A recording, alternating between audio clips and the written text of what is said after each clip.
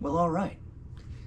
Let's go through chapter 1 of Just Before Dark, written by Jack MacLane, so you get an idea of what you're getting into, the writing style, see if it tickles your pickle. All right, here we go, chapter 1. Frank Costello remembered dying. It had been much worse than he had ever imagined it would be. He could still hear the crackling of his bones, still feel the blood bursting from his head as the pressure... ... Stop it, he thought.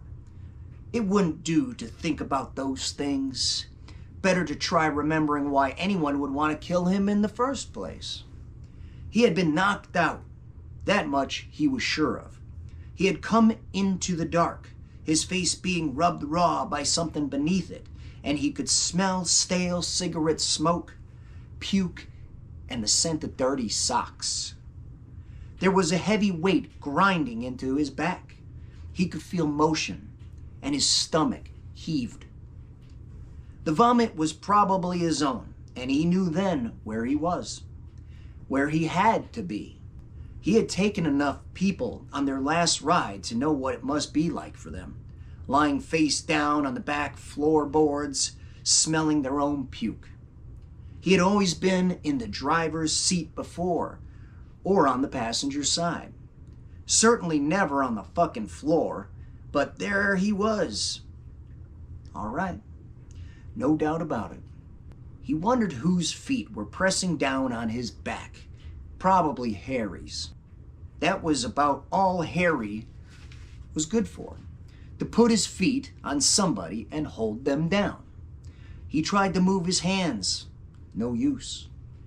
There was no feeling in them at all, and he knew that they would probably be wired together anyhow. That was the standard procedure. He had introduced it himself. The feet, too, wired at the ankles. There was no way he was going to get out of this one, at least not easily. They were taking him to the junkyard, to the same place where he had disposed of so many of his own victims. But why? What the hell had he done? Then he remembered the fucking judge. That was it. Of course, the fucking judge. The one he had supposed to kill. "I want him dead," Sam Hamner said. "I want him dead quick. You get what I mean, Frank?" They were in the room of Hamner's house that Hamner liked to call his office.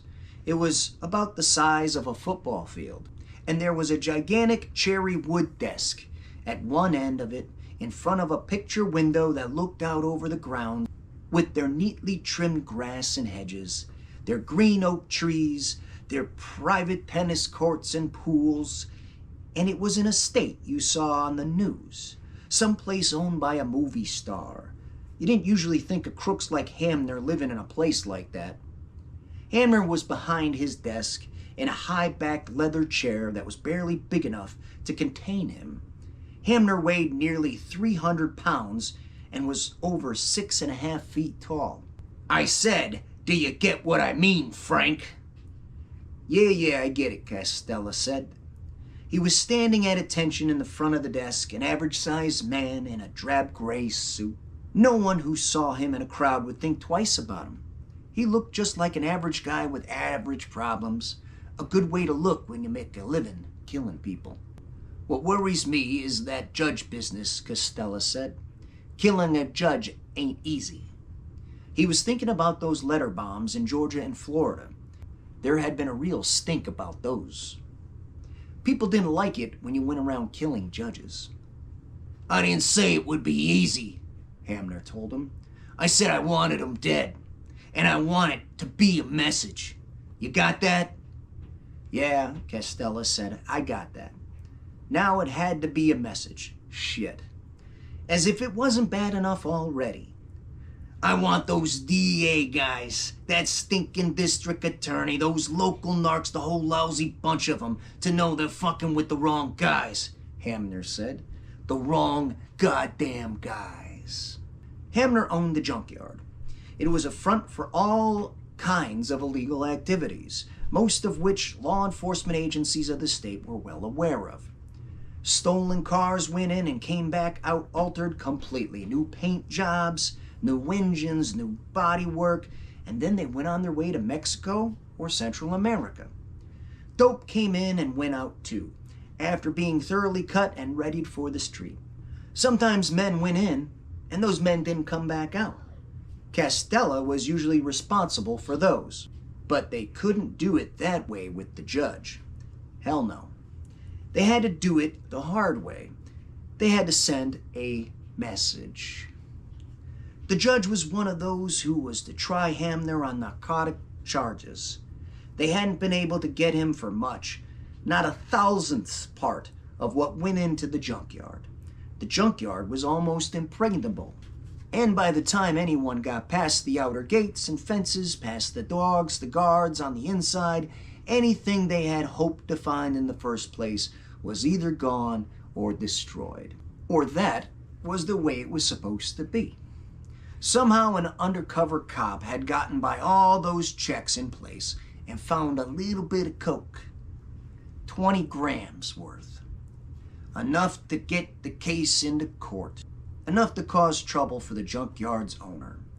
In spite of him, he was just a simple businessman who turned the running of his place of business over to others, people who had deceived him and taken advantage of his good nature. The DA had gotten past every objection, gotten an indictment from the grand jury, and gotten the case almost to trial. And he had gotten it into the court of the toughest judge in Texas, John Malcolm. Maximum Malcolm, as he was called. So Hamner wanted to take out this judge, and he wanted to send a message. Castella had gotten that call, as he nearly always did when Hamner had a problem of that nature. Castella was one of the best, but this time he fucked up. It had started out all right. Castella had watched Malcolm for a week, gotten to know his habits and his routine, and then he had set up the hit. It was going to be simple. Castella would wait across the street from Malcolm's house. When Malcolm backed his car out of the garage to drive himself to the courthouse, as he did every day, Castella would blow the judge's brains out with the .306 he had purchased just for the occasion, purchased from a dealer who was absolutely reliable when it came to furnishing clean weapons. A killing like that right out in broad daylight ought to let everyone know that being the judge sitting on Hamner's case was pretty damn dangerous. It would screw up a jury's thinking too. There couldn't be any doubt about the message either. A guy's head didn't just blow up like that. Everyone would know who had done it, or who at least hired it to be done. There was just one catch. For 7 days, Castella had scouted the job.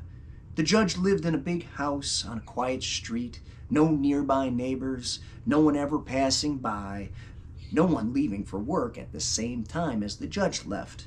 No problem.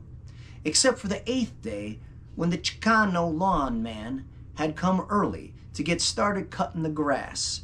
His old truck had been parked behind the house, and Castella hadn't even seen it. He hadn't seen the lawn man either, until he had already pulled the trigger, already seen Maximum Malcolm's head flying apart like a watermelon hit by a baseball bat, and spread itself all over the inside of the Lincoln Town car the judge had been driving.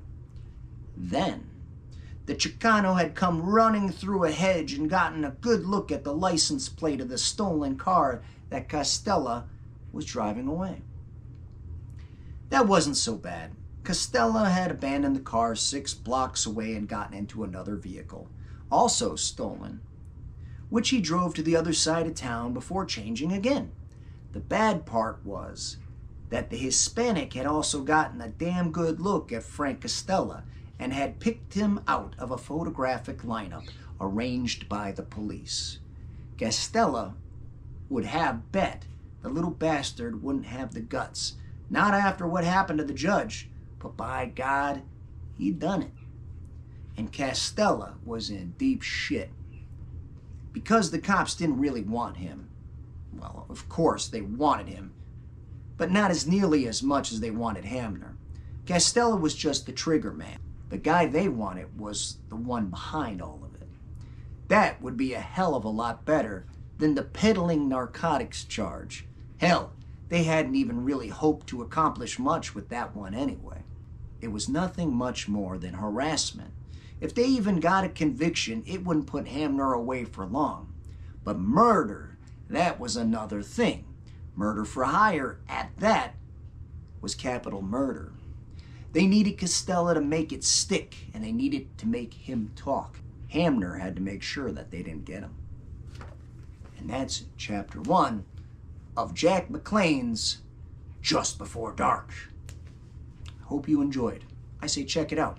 It's a good read. It's quick paced. Comes in at 288 pages. So you can get that done pretty quick. Good stuff.